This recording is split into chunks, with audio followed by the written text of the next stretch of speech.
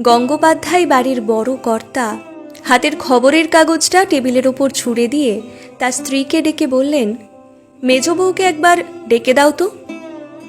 এক গলা ঘুমটা দিয়ে ভাসুর ঠাকুরের সামনে এসে দাঁড়ালেন কাদম্বিনী। ডেকেছেন দাদা? ভাসুরের কণ্ঠে যেন মেঘ ডাকল। টেবিলের ওপর পড়ে থাকা বঙ্গবাসী পত্রিকাটি দেখিয়ে বললেন, পড়ে দেখো, তোমার জন্য তোমার স্বামীর, আমাদের পরিবারের সম্মান আজ কোথায় নেমেছে। নিজের জেদটাকেই চিরকাল বড় করে দেখলে, আর দ্বারকাও তোমার তালেই তাল দিয়ে গেল। ছি ছি, খবরের কাগজ দেখে লজ্জায় মাথা কাটা যাচ্ছে।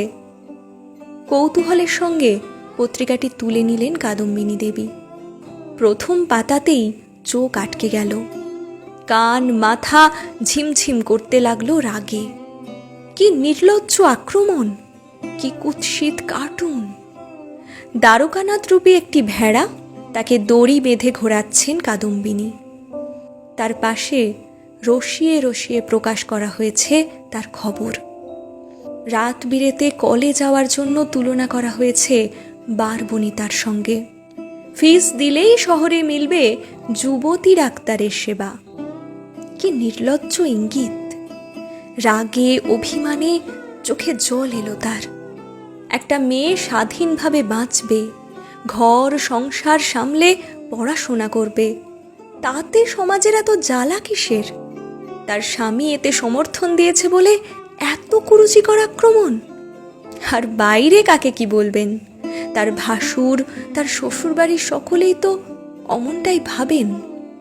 তবে স্বামী পেয়েছেন ভাগ্য করে।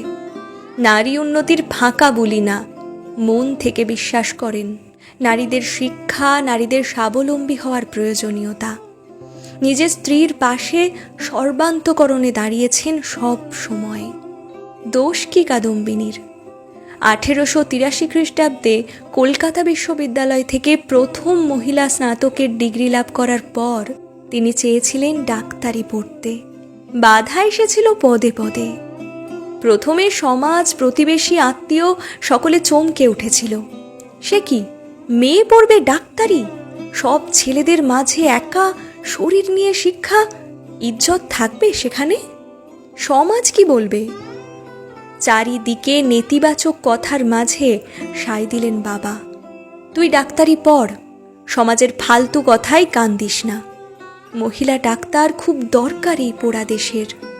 এরা ধর্ম ধরে বসে থেকে বাড়ির মেয়েদের পুরুষ ডাক্তার দেখাবে না, আবার মেয়েদেরও ডাক্তার হতে দেবে না।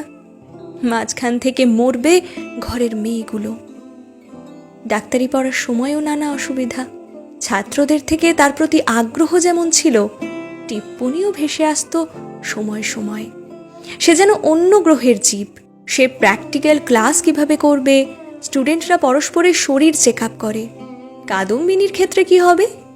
সেই সময় এগিয়ে এলেন এক শিক্ষক, দাড়ি গোপওয়ালা, ঋষিতুল্য চেহারা। তিনি বললেন, এইসব নিয়ে ভেবো না, আমি ব্যবস্থা করে দেব।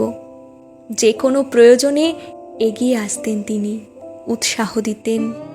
কখন যেন কাদম্বিনীর লড়াইয়ে শরিক হয়ে গেলেন সেই শিক্ষক। ভরসা পরিণত হলো প্রণয়ে। সেই থেকে লড়াইয়ের সঙ্গীকে জীবনের সঙ্গী করে নিলেন কাদম্বিনী। বয়সে 18 বছরের তফাৎ। বিপত্নিক, কিছুই বাধা হলো না। ব্রাহ্ম সমাজের নেতা, সমাজ সংস্কারক এই লোকটির মধ্যে কাদম্বিনী খুঁজে পেলেন এক প্রকৃত মানুষকে। তার উৎসাহ এবং চেষ্টাতেই কাদম্বিনী পেলেন প্রথম ভারতীয় মহিলা হিসেবে ইউরোপীয় চিকিৎসা শাস্ত্রের ডিগ্রি। সেই উদার, মানবতাবাদী, সমাজ সংস্কারক মানুষটির নামে এমন কুৎসা! শিক্ষা দিতে হবে বঙ্গবাসী পত্রিকার সম্পাদক মহেশ পালকে। আদালতে যাওয়ার সিদ্ধান্ত নিলেন তিনি। দ্বারকানাথ বললেন, ছেড়ে দাও, কি দরকার এইসবের?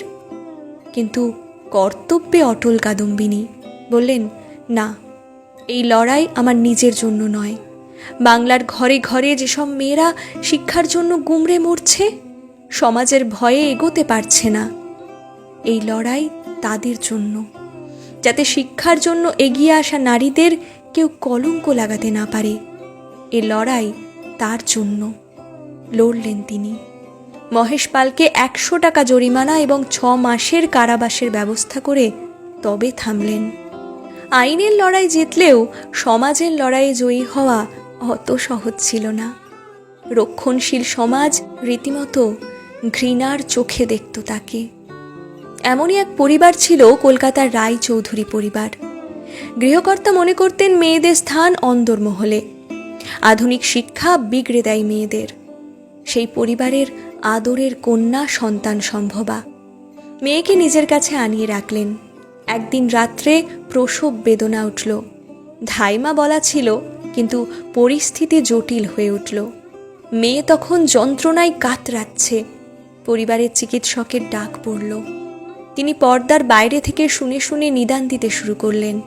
ধাই সুবিধা করতে পারলেন না। আস্তে আস্তে এলিয়ে পড়তে লাগলেন সুলতা। ডাক্তার সেন কর্তাকে ডেকে বললেন, এইভাবে চিকিৎসা সম্ভব না। যদি পুরুষ ডাক্তার দিয়ে না চিকিৎসা করান, কাদম্বিনী গাঙ্গুলিকে কল দিন। সম্প্রতি লন্ডন থেকে বিরাট ডিগ্রি নিয়ে ফিরেছেন। একটু ইতস্তত করে কর্তা বললেন, এই রাত্রে তিনি আসবেন? সমাজ কি বলবে তাকে? ঝংকার দিয়ে উঠলেন ডাক্তার সেন, সমাজ বলতে তো আপনাদের মতো গোড়া লোকেরা। আধুনিক পৃথিবীতে তাদের মতামতের কোনো দাম শিক্ষিতদের কাছে নেই। আপনারা এবার মুখ বন্ধ রাখুন। মেয়েটাকে বাঁচান আগে। লজ্জা, সংস্কার, ঐতিহ্যের অহংকার চেপে রেখে রায়চৌধুরী বাড়ির গাড়ি গিয়ে দাঁড়ালো কাদম্বিনীর দ্বারে। কাদম্বিনী জানতেন এই রক্ষণশীল পরিবারটিকে। গাঙ্গুলিদের সমাজচ্যুত করার জন্য তারা খুবই সচেষ্ট ছিলেন। সেই পরিবার আজ তার শরণাগত। মুহূর্তে তৈরি হলেন তিনি। গাড়িতেই শুনে নিলেন কেস হিস্ট্রি। তৈরি হলেন মনে মনে। আজ তার আসল পরীক্ষা। রায়চৌধুরী বাড়িতে সেদিন জমে মানুষে টানাটানি। খুব ক্রিটিক্যাল কন্ডিশন, পেশেন্ট খুব খারাপ অবস্থায়।